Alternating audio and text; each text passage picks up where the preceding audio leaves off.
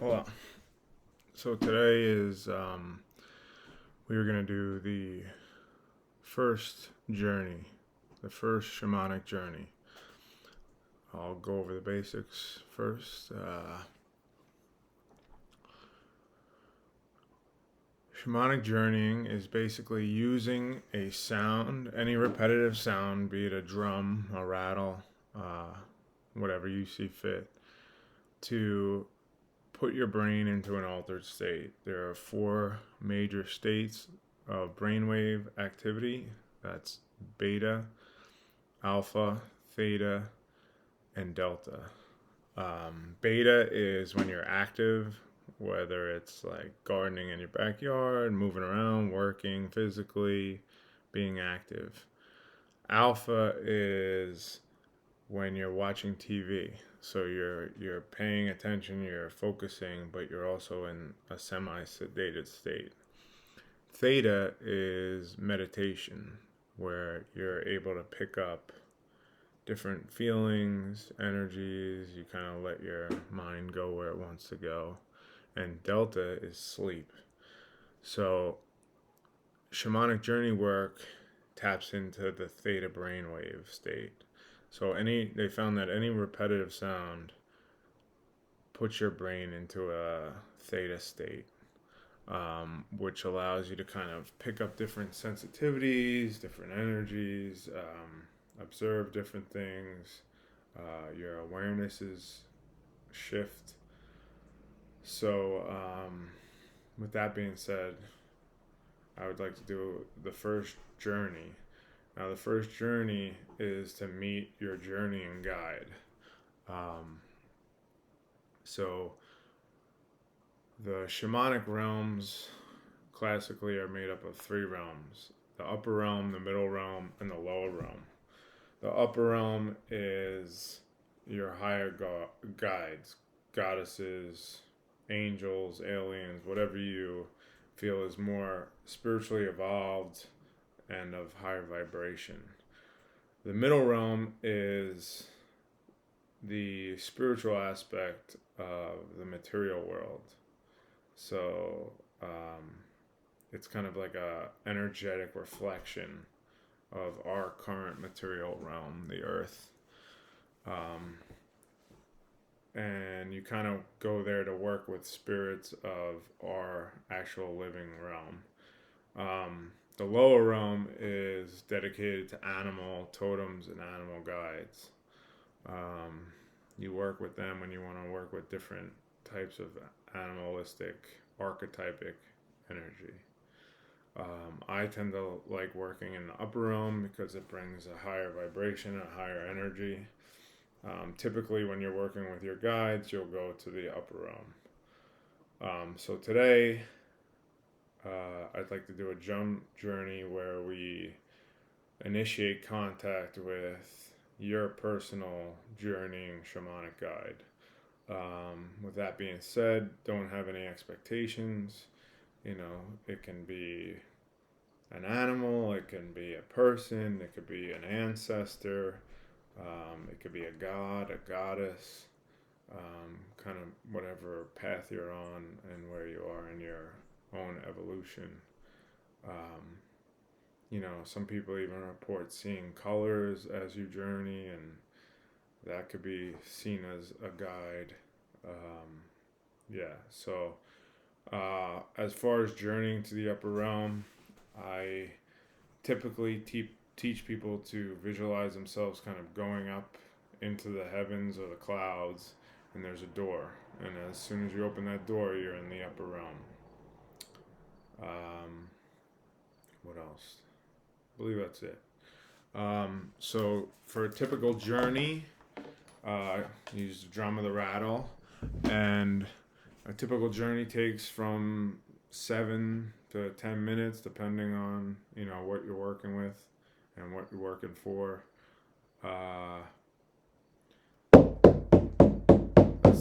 That's the typical rhythm. Now, sometimes we tend to drift away. I tend to space out myself. When it's time to come back, you do what's a drum callback. So it's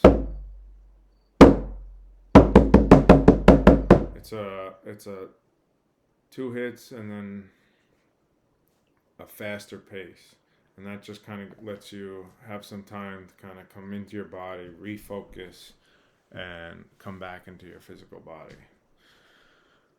I also like to count to 3 and take a deep breath together, so we kind of sync our energy, so I can work with you from wherever you are to wherever I am. So intention is the most important thing, so I'd like to set the intention that you get to meet and work with your shamanic journeying guide and work down your shamanic journeying path. So on 3, we're going to take a deep breath with the intention of connecting to that guide. 1, 2, 3.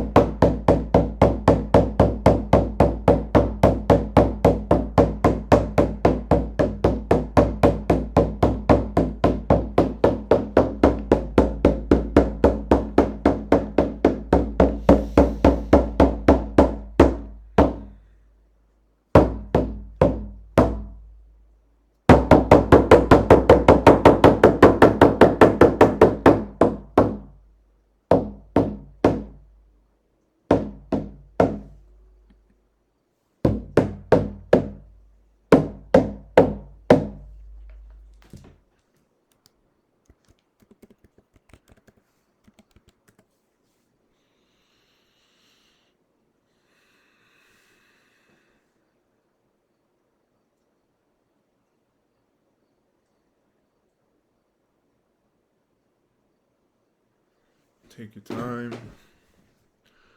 Write down anything you need to write down, anything that came up.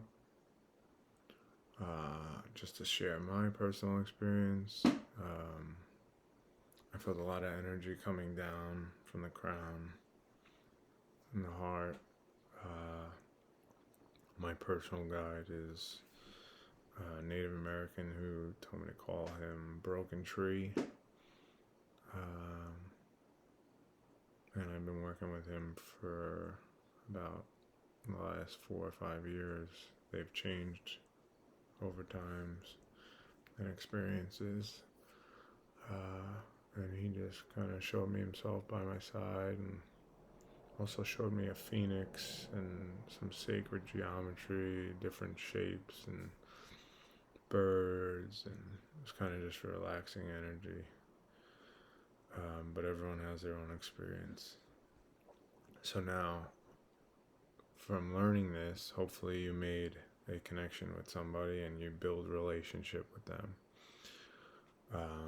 As well as when you journey from now on, you ask them to assist you.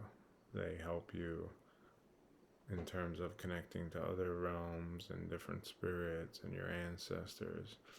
They're kind of your connection to the other side in terms of shamanic journey.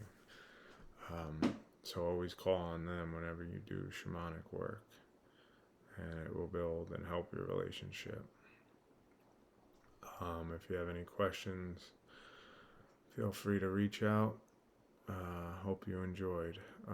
As well, just one more thing is, if you ever want to revisit them or focus on working with them in terms of communication, or if you feel a shift coming, you can revisit this journey with the intention of connecting to your journeying guide. Thank you.